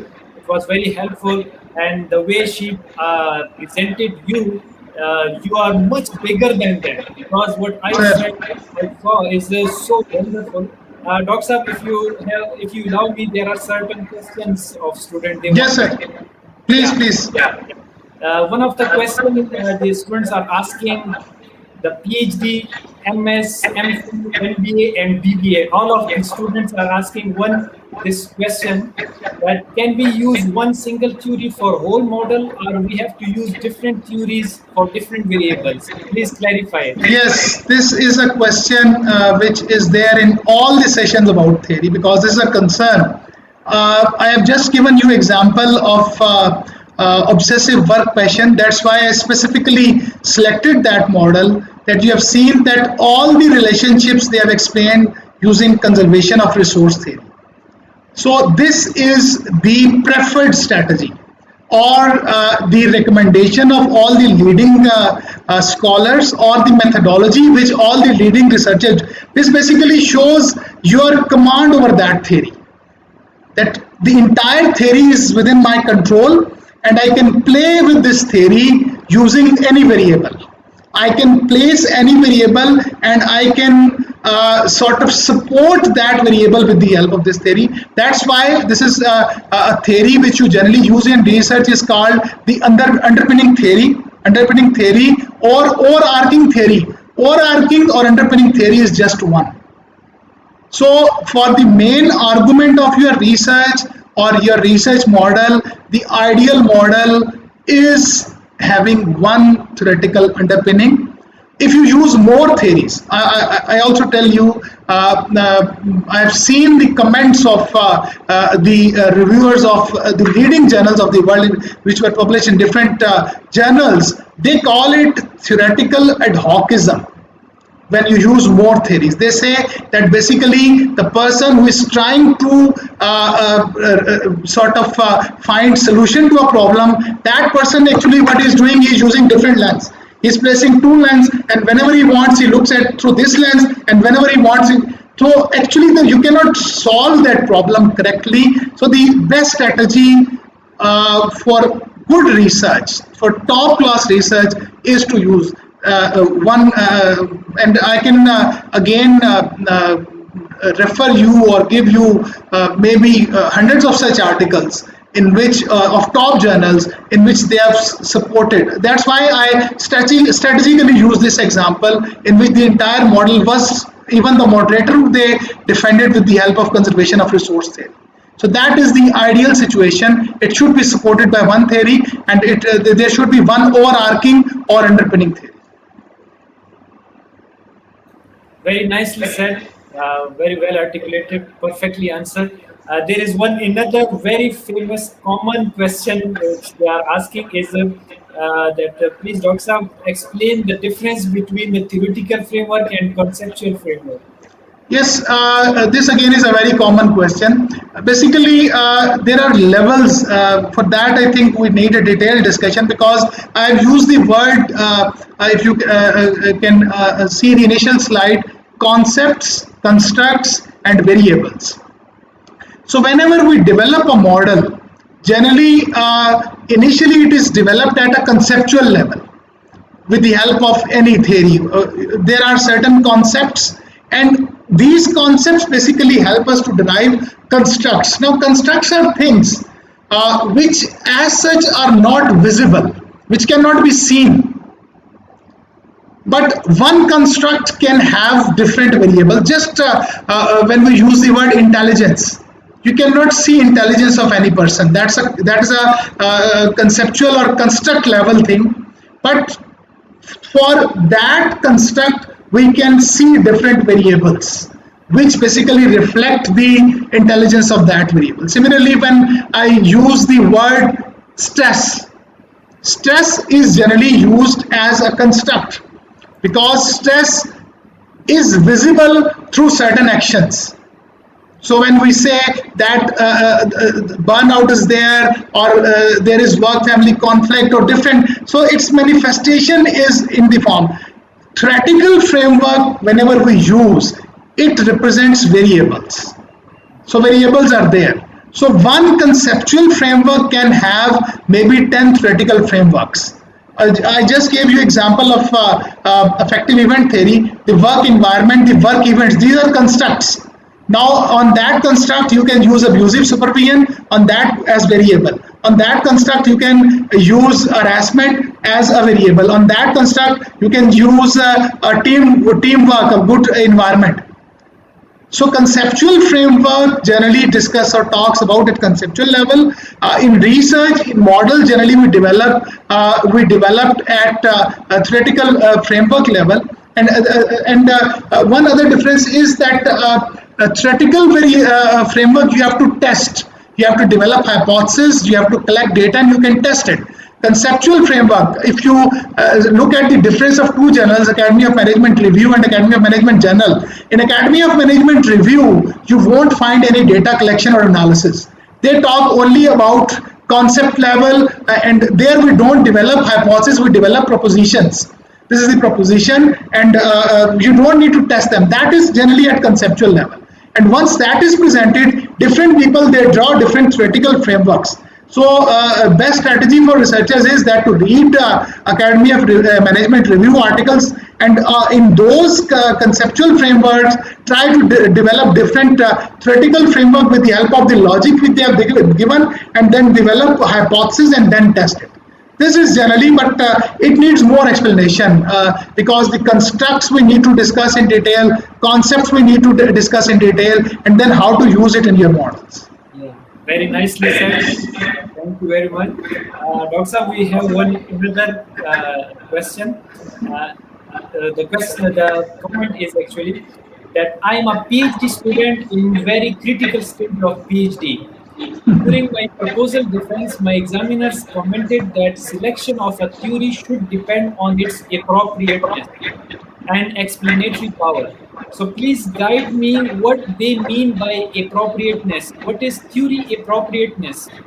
Yes, please. I think I've tried to explain this thing in lecture as well, and PhD in itself all the time is a critical time. No time in PhD which we can say is good or relaxed one.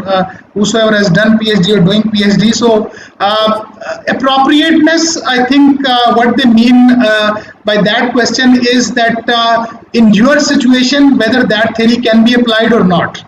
I just give you one example. For example, there is a theory, agency theory, that the agents, a very popular theory, employees, they work on the behalf of principals. Principals are the ones who are the owners. Okay. Now, the main role of agent is to increase the wealth of the principal or shareholders.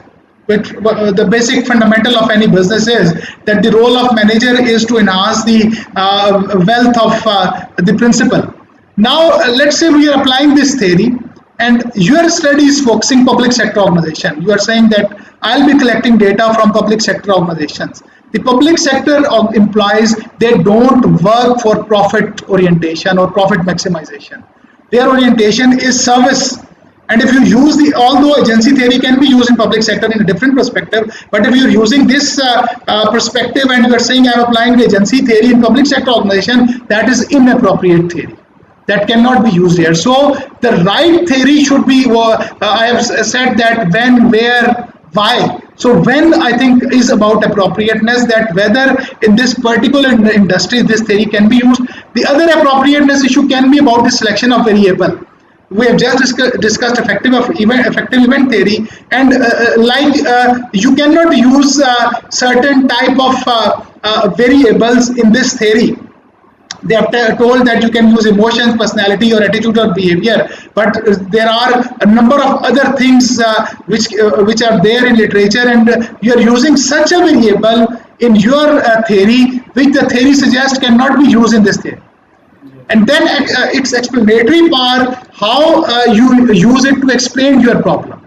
Like Levine said, that how this theory will help you to solve problem. Just the example which I discussed, they told that this theory will be helpful for managers, that if you hire a person having obsessive work passion, how you should deal with that person. So that theory is providing you a practical solution as well. So I think at PhD level, all these questions are very important, whether you are using right theory, whether it is applicable in your situation, whether you are using right variables or not, and then whether the problem which you are addressing, how much practical implications can be there, which can be explained with the help of this theory. I think all these questions are very important at proposal stage. Yes. Perfectly answered. Thank you very much, Dr. Saab. I know that time has exceeded and we have to finish, but there are so many requests. So we take the last two questions, if you allow, please. Okay, that's no problem. Yeah. There is a question that, sir, that you referred to the theory as a lens in your presentation. They are asking that by lens, you mean that it's a particular way of looking certain phenomena. So this student is saying that I was reading one article and it was written, so please tell us, do you agree with the phrase or not? The phrase is, theories help us build frameworks to develop school of thought and formulate ideologies. And ideologies becomes a lens of understanding of how we view the world. Sir, do you agree with the phrase? Yes, there is a debate or controversy on this thing as well. Controversy in a way that once we start looking the world using a certain lens, that becomes our selective perception. So whenever we look at the world, we try to explain the phenomena. So some people say that this is a sort of limitation, but that stage comes when you are at that level of understanding of theories, when you are at that level of you are explaining the world about any phenomena. For beginners, I think that is not applicable, because firstly you need to understand which perspectives are there, and maybe even at PhD you don't have so much time that you can see all the perspectives. So the best strategy at this level is to focus on one or two main perspectives and then try to work on those perspectives, fully understand those perspectives and present your opinion or explanation of the world using those perspectives. When you feel like that you are fully aware or understood that perspective, then maybe at scholarly level, all the genius or intellectuals of the world, definitely they don't talk about the problems with one perspective. They give you different perspectives, but I think that is a step-by-step movement. Step 1, 2, 3, 4 in hierarchy. We start. What is my methodology? Maybe at master's level, I just ask student to focus on one perspective. That's it. You have to do thesis using one perspective. Don't go or look any other thing. Maybe some people don't agree with me, but that is my methodology. At PhD, I maybe teach 5, 6, 7 perspectives, especially when I'm teaching to specialization classes of HR about how this problem can be resolved using these perspectives. But again, I recommend students that you may discuss in your thesis these perspectives, but ultimately you have to give solution using just one perspective, even for PhD thesis. But afterwards, sky is the limit.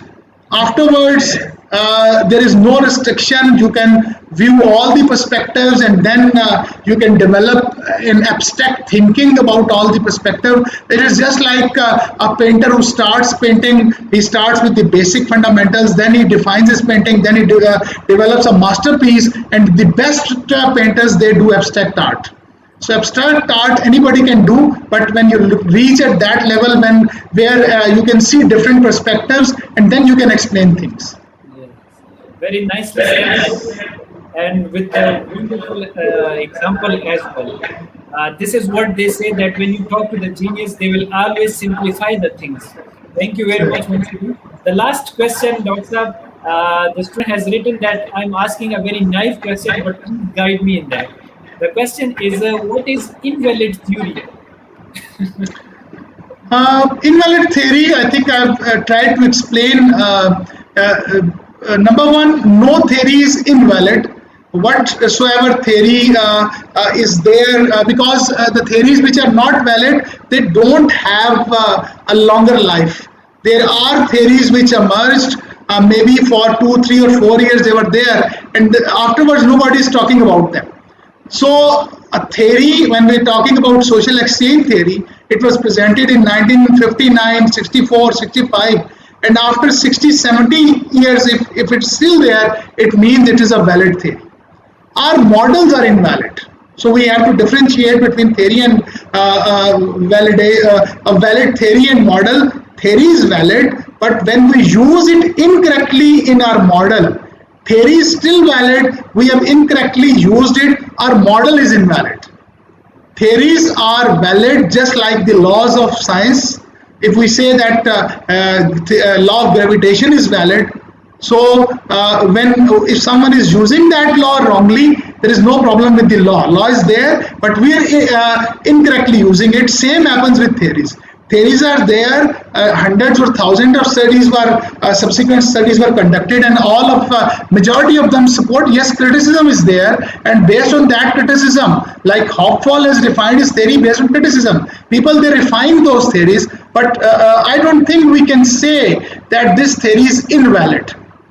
Or maybe it was for a certain time period, like if we take example of COVID, there are certain issues which are there only for this time period. So for this time period, we are doing research and certain studies are being published. Maybe these won't be valid after 10 years, but they are resolving problems today. So certain theories are valid for certain situations as well, and maybe they should not be used after that situation. Yes. Very nicely explained, Doctor.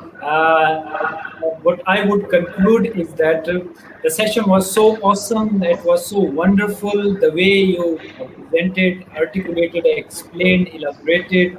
I'm speechless to say that how do you conducted that session, because I could see all the comments of the international viewers. And what I said earlier, that it's one of the best episode, the webinar. Thank you very much. It's a really pleasure to have you, and the way you talk, the way you inspire, because I could see the comment that you have simplified the things for us which were very complicated concepts for us. So thank you very much once again, and that's our real contribution towards the world and to the planet, that we simplify the things and we play our role in a way so that people could benefit from our knowledge and things. And people like you who are really assets for us, who are our proud and our pride.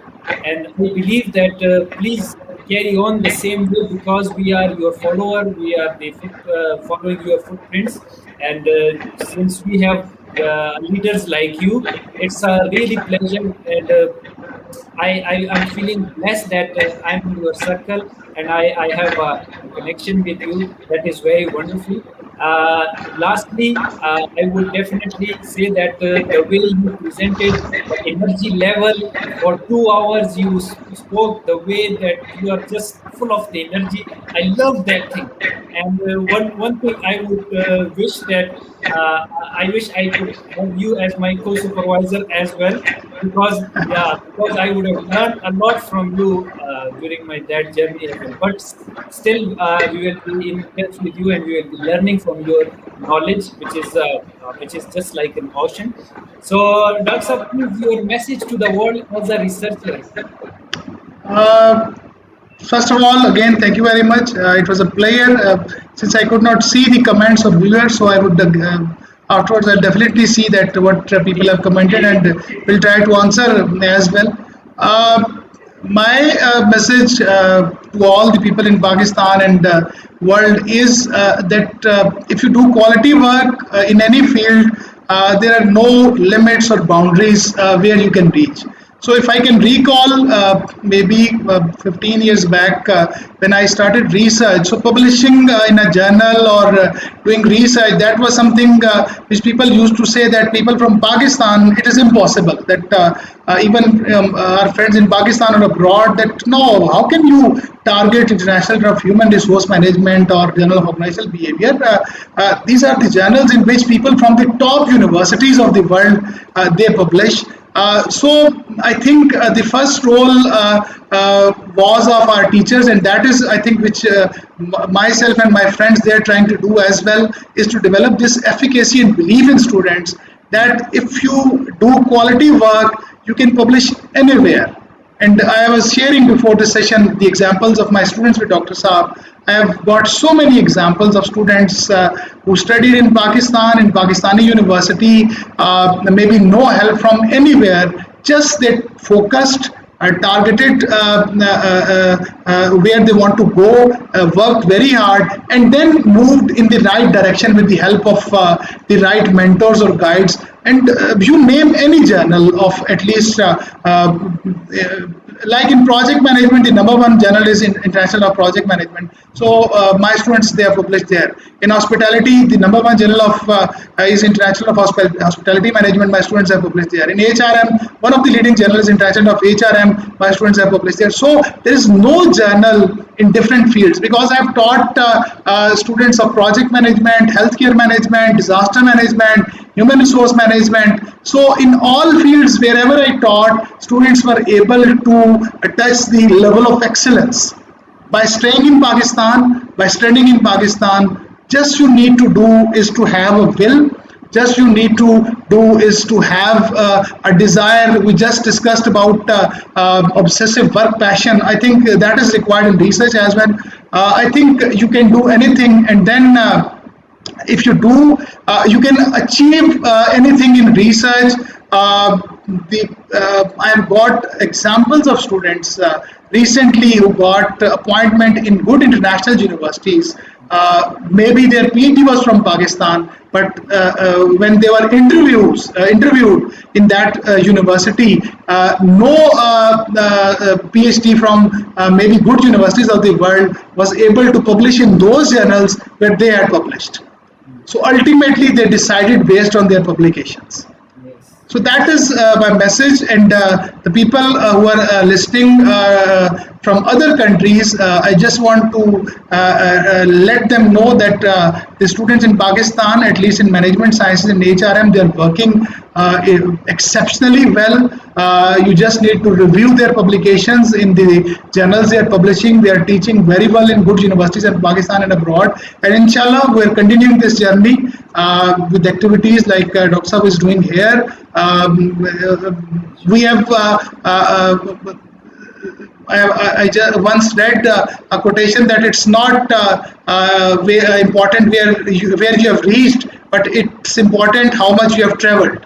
So we have traveled a lot in Pakistan in research. We started from zero, maybe in 2002 and three, and today all our scholars are competing with all the leading scholars in sciences in those fields. And inshallah, within a period of 5, 10 years, you will see wonders from Pakistan, inshallah. Yeah, inshallah, inshallah. Thank you very much, Professor Dr. Sajid Bashir. It was a wonderful session with you once again, and thank you very much for your valuable time. I know personally that you are very busy in so many activities, and we are highly thankful to you for giving your precious time and opportunity to our students, particularly Bahrain students, to learn from you. And it was a wonderful exposure which we have given through this webinar. Thank you very much once Thank again. you very much, Dr. Thank you very much. And to the Thanks, viewers, sir. I would say that you might have heard the quotation that if you read the 10 books and if you talk to the genius for 10 minutes, it is equivalent. So you just can imagine that I have talked to the genius for 2 hours. So how much books I have read in this less time. So keep learning and keep sharing your knowledge. And we will be definitely, inshallah, invite again the Professor Dr. Sajid Bashir sir, so that our knowledge could be enhanced. And he is always there to motivate us as a leader. And we are very blessed to have him in Pakistan. And we are proud of him, and we're proud of his activity which he does. And later on, I will share his email address and all things. You can contact him. He's very humble person. He's always there for students. So you can reach him and you can talk to him. So once again, I would say thank you, Dr. Sajid Bashir sir, for giving your time. Thank So you, Dr. Saab. Thank you very much. yeah, thank you very much. We will be coming up with more session in future as well. So stay blessed, stay tuned. Thank you very much. Bye bye. Thank you, Dr. Saab.